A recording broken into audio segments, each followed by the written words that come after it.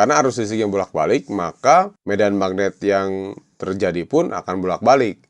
Nah, medan magnet yang bolak-balik inilah yang kemudian oleh inti besi ini diperkuat, pada akhirnya sampailah di lilitan sekunder. Karena listriknya bolak-balik, sehingga mengakibatkan medan magnet yang bolak-balik, maka di kumparan sekunder itu terjadi perubahan flux magnetik yang terus-menerus. Sehingga ketika terjadi perubahan flux magnetik yang terus-menerus, maka ini akan menghasilkan sesuatu yang disebut dengan GGL induksi. Kembali ke inti besi yang ini, digunakan bahan besi itu untuk mengurangi efek histeresis. Dibuat kepingan seperti ini, tujuannya adalah untuk mengurangi arus pusar atau dikenal juga dengan arus. Kumparan primer adalah sebagai berikut. Dan di tegangan sekunder, tentunya juga tegangannya adalah seperti ini.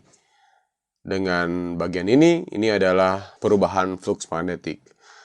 Nah, jika trafonya kita anggap sebagai trafo yang ideal, maka perubahan flux magnetik di lilitan primer akan tegangan di sekunder itu akan sama dengan jumlah lilitan primer dibagi dengan jumlah lilitan sekunder. Dari sini kita bisa melihat bahwa jika jumlah lilitan primernya lebih banyak dibanding jumlah lilitan sekundernya, maka trafo ini akan menurunkan tegangan atau disebut juga dengan trafo step down.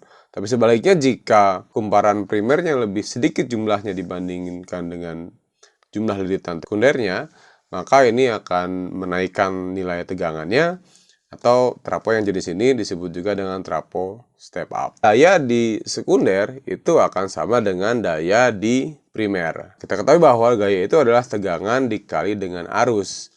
Nah, karena sama, kita bisa menuliskan bahwa tegangan di primer dikalikan dengan arus di primer itu akan sama dengan tegangan di sekunder dikalikan dengan arus di sekunder. Atau kita bisa menuliskan seperti ini, tegangan di primer dibagi dengan tegangan di sekunder sama dengan arus di sekunder dibagi dengan arus di primer.